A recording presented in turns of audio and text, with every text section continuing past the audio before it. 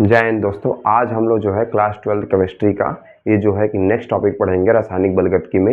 ये रासायनिक बलगतकी में हम लोग आज जो है वो नेक्स्ट टॉपिक पढ़ते हैं, उसका नाम है अभिक्रिया के टक्कर का सिद्धांत। इससे पहले हम लोगों ने प्रथम कोटि अभिक्रिया का समाकलित वेग समीकरण, शून्य कोटि अभिक्रिया का समाकलित वेग समीकरण, प्रथम कोटि की अभिक्रिया, शून्य कोटि की अभिक्रिया, अभिक्रिया का वेग, अभिक्रिया की कोटि, अभिक्रिया की आणविकता, आभासी कार्यों अभिक्रियाएं सारे पढ़ चुके हैं। ये हम लोग अभिक्रिया के टक्कर का सिद्धांत।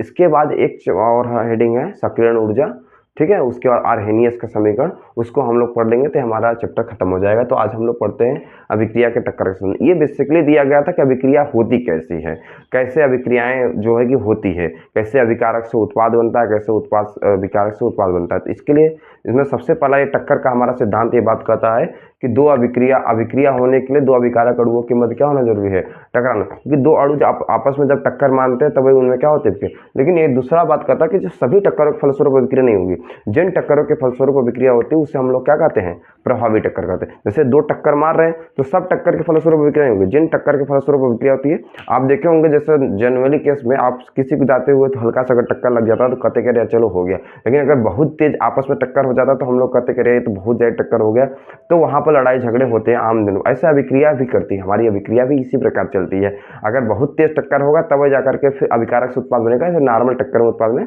नहीं बनता। तीसरा कहता है कि जो है कि वो अभिक्रिया को टक्कर करने के लिए उसे न्यूनतम ऊर्जा की आवश्यकता होती है। मतलब न्यूनतम ऊर्जा होगा तब जाकर के अभिक्रिया होगी, उतना टक्कर मारने के बाद उतना ऊर्जा प्राप्त करेगा।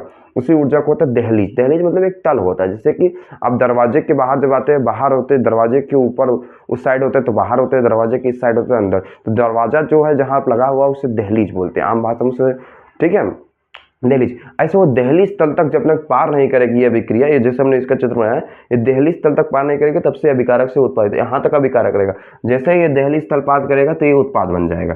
तो ये अभिकारक से उत्पाद बनने के लिए एक न्यूनतम तल पर जाना अभिक्रिया की ऊर्जा का होना आवश्यक होता है। उसी न्यूनतम ऊर्जा को बोलते हैं दहलीज ऊर्जा, और इस तल को बोलते हैं दहलीज तल। तो ये दहलीज ऊर्जा तक, अब दहलीज ऊर्जा तक पहुंचने के लिए क्या होना चाहिए, अभिकारक अणुओं के पास अपनी खुद की कुछ न कुछ ऊर्जा तो होती है। जैसे एक अभिकारक है, कुछ न कुछ तो ऊर्जा उसके अंदर होगी। उस ऊर्जा को हम लोग बोलते हैं अभिकारक अणुओं की निहित ऊर्जा। उसे क्या बोलते हैं, अभिकारक अणुओं की निहित ऊर्जा। और वह जो निहित ऊर्जा होती है उसको दहलीज तल तक पहुंचाने के लिए जो ऊर्जा की आवश्यकता होती है उसे हम लोग बोलते हैं सक्रियण ऊर्जा। उसे क्या बोलते हैं, सक्रियण ऊर्जा। तो अभिकारक अणुओं को दहलीज तल तक पहुंचाने के लिए जो न्यूनतम ऊर्जा की आवश्यकता होती है उसे हम लोग बोलते हैं सक्रियण ऊर्जा। इसे ई से प्रतीक करते हैं। तो जो हमारा सक्रियण ऊर्जा होगा वो क्या होगा, वो हमारा क्या होगा, ठीक है, दहलीज ऊर्जा में से अगर हम लोग अभिकारक अणुओं की निहित ऊर्जा को सब्सट्रैक्ट कर देते हैं तो हम लोग क्या आ जाता है। तो ये हमारा अभिक्रिया के टक्कर का सिद्धांत हो गया। आशा करते हैं आपको ये बात समझ में आई होगी। Thank you so much.